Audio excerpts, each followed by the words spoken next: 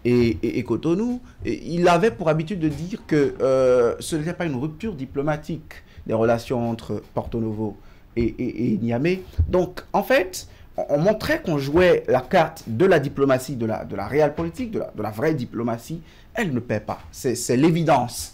Quelque temps après l'expérimentation, pour moi, ça ne paie pas. Donc, prendre une option... C'est un échec diplomatique. C'est un échec diplomatique, disons-le. D'abord, le Bénin a aligné des échecs diplomatiques dans cette situation du Niger, soit en s'alignant aux côtés de la CEDEAO, ou soit en tentant des initiatives bilatérales avec le Niger. Maintenant, c'est une chose que d'opter pour une mesure qui monte d'un cran. Je suis d'accord. Et en bon patriote, ne me demandez pas, quand je disais un jour qu'un pays fléchisse ses genoux aux côtés de l'autre pour pouvoir profiter de lui, je me rappelle qu'on me reprenait, on me disait, en diplomatie, même si vous êtes le dernier des États, vous ne fléchissez pas parce que vous êtes un État souverain. Par contre, il y a un revers. Aujourd'hui, nous interdisons les eaux béninoises aux navires à destination du Bénin dans le but d'exporter le pétrole. Déjà, les infrastructures sont telles que le pétrole, quand il quitte Agadem, il vient à Sémécraké. Et ensuite, il va au port autonome de Cotonou. Est-ce que quand le Bénin ne va pas permettre l'exportation par les voies navigables offertes au Bénin, est-ce que, comme pour les autres ressources, ce pays de l'interland se faisant desservir par le Togo, est-ce que le Togo n'a pas des moyens, ou le Niger n'a pas des moyens de faire exporter son pétrole par le Togo? Je me pose des interrogations. On posera peut-être la problématique selon laquelle il faut un transit d'abord entre Cotonou et Lomé pour qu'ensuite il y ait exportation. Maintenant, est-ce qu'il y a bonne relation diplomatique et connexion par voie terrestre, aérienne et même maritime, si vous voulez, ou fluviale entre le Bénin et le Togo? La réponse c'est oui. Est-ce que des voies de contournement peuvent être trouvées? L'interrogation est toute faite à ce niveau. Déjà, n'oubliez pas, au temps fort, c'est une méthode qui a été essayée déjà une fois. Pas avec le pétrole, mais déjà avec d'autres produits à destination du Bénin ou d'autres produits arrivés au Bénin en destination du Niger au temps fort de la brouille. Le Bénin avait interdit déjà au port que des produits en destination du Niger ne viennent pas. Je pense que dans la foulée, on a levé cette mesure. Est-ce que ce n'est pas un bis repetita aujourd'hui? Est-ce que ce n'est pas une autre formule un peu comme celle-là? Moi, je pense vraiment que sur des questions tout aussi cruciales, parlant de devises, de dividendes pour les États, parlant d'apport aussi qualitatif à l'économie des deux pays, même si ceux qui en profitent le plus sont outre-mer, en fait, moi je pense que sur des questions comme ça, même les plus grands blocs, les blocs les plus opposés, les puissances les plus hostiles, les belligérants de tout temps arrivent à s'entendre. Je ne sais pas pourquoi des États du Sud comme nous ne peuvent pas trouver le juste milieu entre nous. C'est en cela que je vais finir et dire qu'il y a des non-dits dans cette situation. Comment ça? Oui, il y a des non-dits entre ce qui fait plomber. Pourquoi ça bat les ailes, cette diplomatie entre Niamey et Cotonou?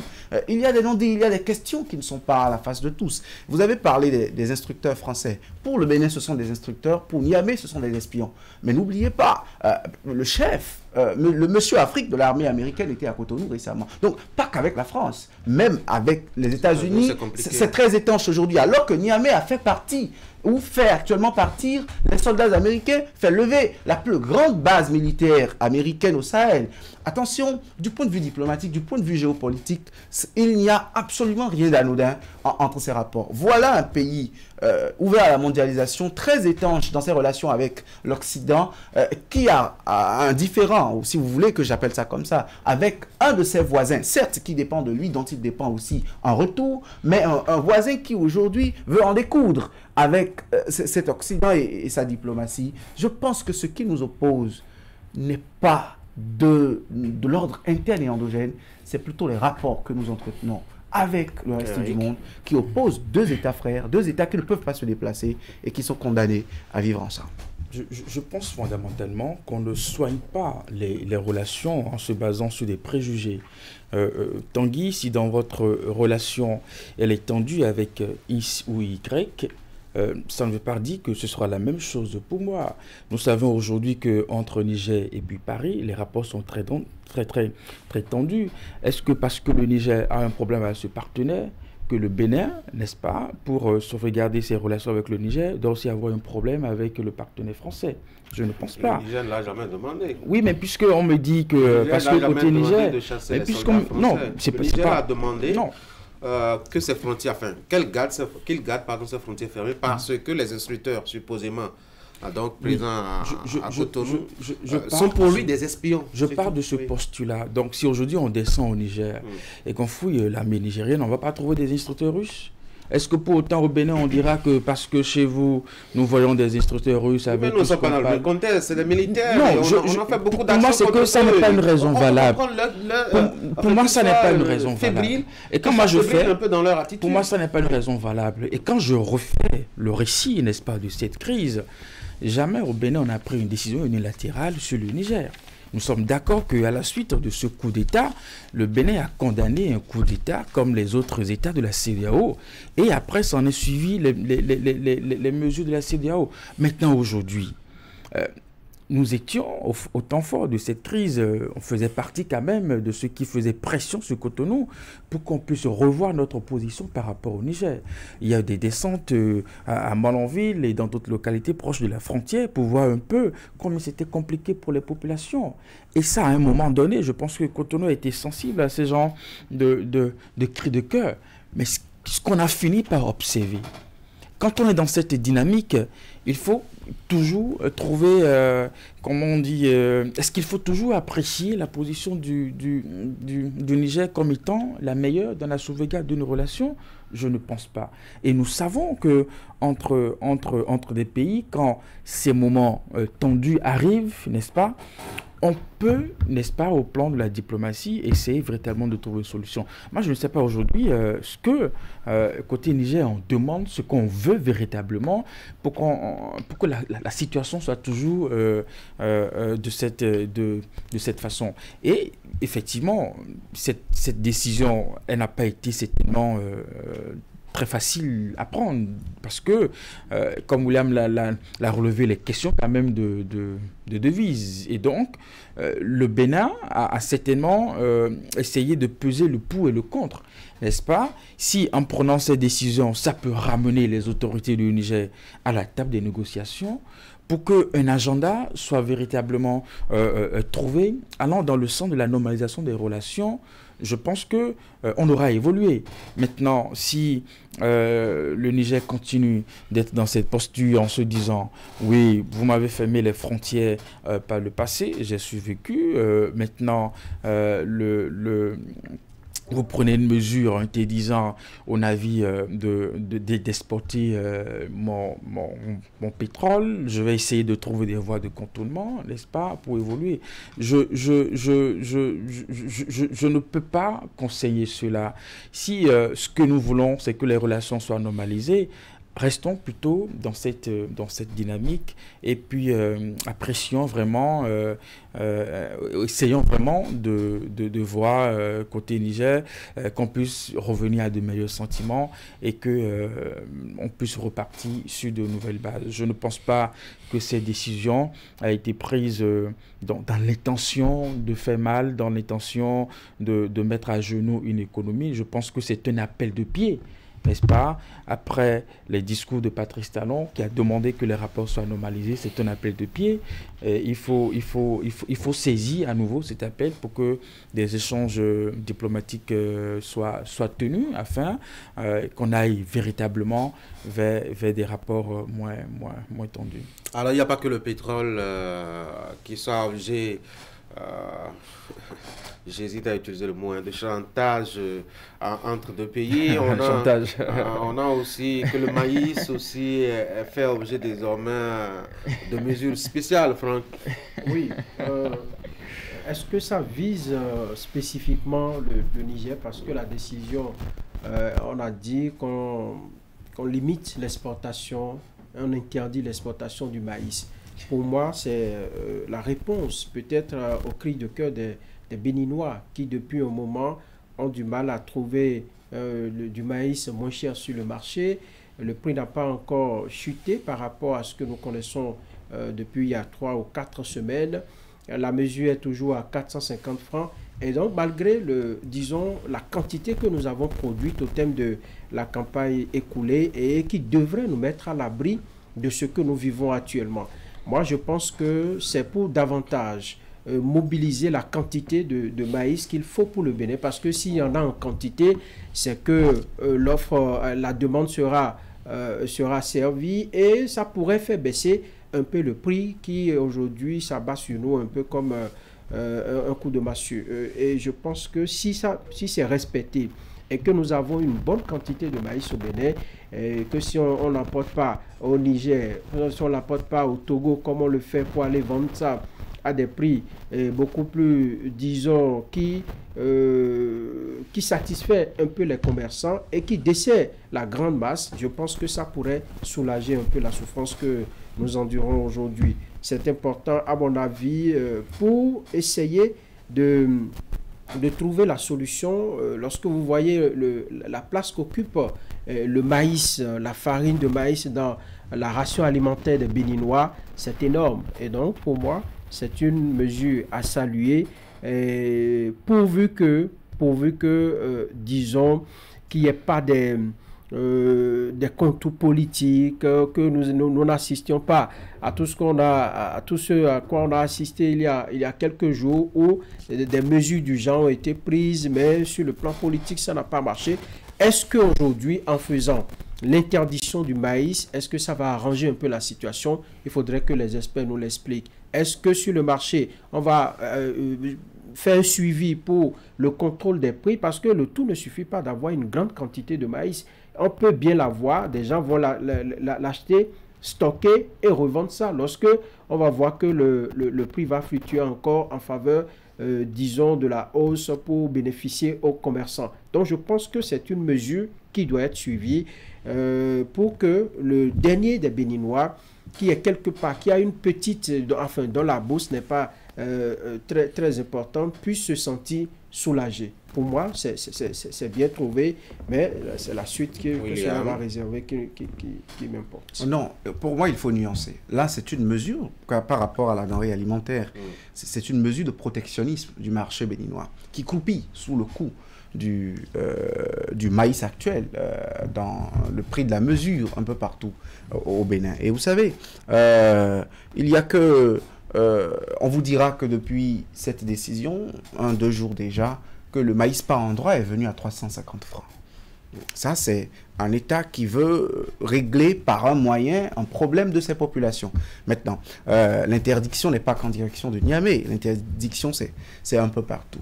Maintenant, est-ce qu'on a nourri la thérapie qu'il fallait adopter pour la question du coût du maïs béninois? Parce que des gens qui s'y connaissent vous diront que le problème du maïs béninois était ailleurs, qu'il n'y avait pas encore péril dans la demeure. Quand on a montré les images de maïs à destination de Niger comme étant, on a trouvé cette situation comme bouc émissaire.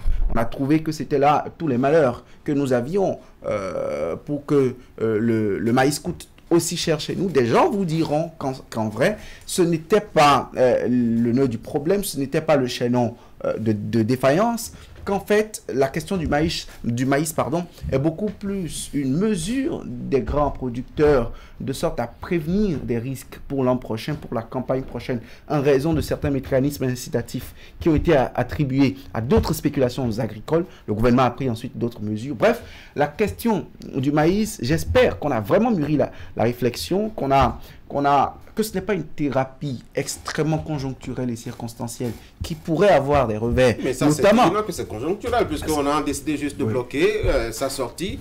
Ça va permettre, vous l'aviez dit, que le prix revienne à un niveau relativement accessible. C'est sûr que quand on aura la production de la nouvelle saison, qu'on va encore permettre à ce que les commerçants qui font leurs activités au-delà des frontières du Bénin puissent reprendre. Donc c'est tellement conjoncturel. Non, même si c'est conjoncturel et que ça va durer tout le temps de cette conjoncture, permettez, moi je pense que à mal faire, on risque de se prendre à notre propre piège. Les gros exploitants agricoles qui font de la rétention de produits pour faire de la surenchère. Rassurez-vous, quand l'exportation, parce qu'on vous dira que si on produit plus que nous n'en avons besoin, c'est parce que l'exportation permet de rentabiliser et gros. Si ces exploitants sont en faillite, si ces exploitants n'arrivent pas à recouvrer leurs dettes, à rentrer en possession des fonds dont ils ont bénéficié pour produire la campagne agricole, on aura la tache d'huile de l'effet soja. On aura la même situation qu'on a eu l'an dernier par rapport au soja, parce qu'on a moins gagné, parce qu'on s'est endetté, on ne retourne plus à la production de cette spéculation. Et si cela s'avérait pour une denrée aussi consommée que le maïs, attention, là, on craindrait une crise alimentaire. J'ose bien croire qu'autour de cette disposition, il y a de la réflexion scientifique, il y a de la réflexion pratique selon la situation alimentaire de notre pays, du point de vue de la sécurité alimentaire, et que les cadres ont mûri les réflexions pour que l'autorité prenne une décision comme celle-là. Qu'elle soit conjoncturelle ou non, qu'elle soit dans le temps ou non, qu'on pense à 3 grands facteurs pour moi. Le coût de cession du dernier béninois qui va au marché ou au coin de rue pour s'approvisionner, les revendeurs ou les exploitants moyens dans nos marchés et les gros producteurs du maïs. Que chacun puisse trouver sa part, qu'on fasse peut-être de légères concessions parce que le prix pratiqué il y a quelques jours crève l'œil, mais que les gens ne roulent pas à perte pour que la campagne prochaine, nous payons beaucoup plus le prix et que on produise moins. Le plus grand problème que nous aurions serait la baisse de la production dans un contexte comme celui-là. Et il ne faut pas que les mesures que nous adoptions, qu'elles soient circonstancielles ou non, amènent à une baisse de productivité l'an prochain. Eric. Je prends ça comme un début de solution pour arrêter la sortie importante de maïs vers d'autres pays. Je ne pense pas non plus que cette décision a un lien avec le Niger. Même si je mets ça sur le coup de votre préoccupation en parlant de chantage, je peux comprendre que même au plan de la géostratégie, tous les moyens sont bons. Nous savons ce que le blé est devenu aujourd'hui dans la guerre entre la Russie et puis l'Ukraine. Bref, nous ne sommes pas dans ce genre de registre. Nous savons, pour avoir vu des images, que des quantités importantes de maïs quittent le pays, n'est-ce pas? Et donc, il fallait peut-être pour le gouvernement conserver cette quantité sur le territoire et peut-être observer le changement que cela peut générer. Plus il y a la disponibilité du produit, moins le prix va flamber. C'est peut-être sur ce principe-là. Peut-être aussi que le gouvernement a hésité à prendre cette décision pour ne pas nous amener à revivre ce chamboulement que nous avions observé avec le soja, les tranchées dans les villages par-ci et par-là. Je pense qu'à un moment donné aussi, il faut sensibiliser nos producteurs. Ça ne sert à rien de vendre le maïs au plus offrant et une fois qu'on gagne gros à l'intérieur du pays et qu'on se retrouve soi-même à acheter des produits de première consommation à des prix très élevés. Je pense qu'il faut aussi voir dans la mesure où l'État peut inciter des opérateurs économiques, n'est-ce pas, à aller acheter en grande quantité auprès de ces producteurs le maïs, quitte à eux de venir revendre. Si l'option au NASA n'est pas la meilleure option pour le gouvernement, on peut voir les opérateurs économiques, n'est-ce pas, eux, n'est-ce pas, à se rapprocher de ces producteurs et puis acheter le maïs.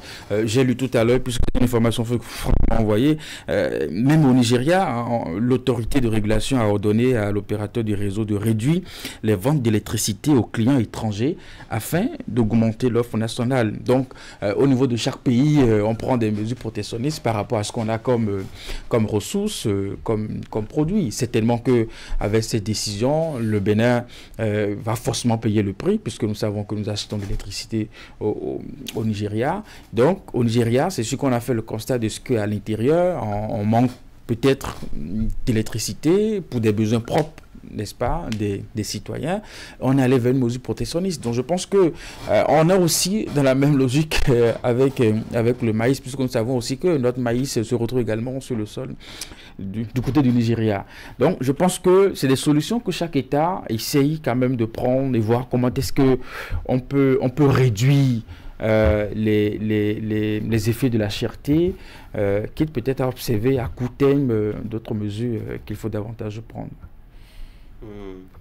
Oui, je crois qu'on va mettre un terme à ces échanges. Il est 8h45, je n'ai pas vu le temps passer. J'avais prévu qu'on dise 2 mots sur cette campagne lancée à Boycon pour un peu rappeler les grandes réalisations de Patrice Talon depuis 2016 aux populations. Peut-être que demain on pourra y revenir si on fait le choix ensemble d'en parler demain. Ça fait rien. Je suis très jaloux de votre démocratie. Merci beaucoup de la défendre avec moi. Vous voyez. Allez, bonne journée à vous. Mesdames et messieurs, c'est la fin de cette émission. Merci d'avoir été là. Demain, ce sera mercredi. On va se voir à partir de 7h.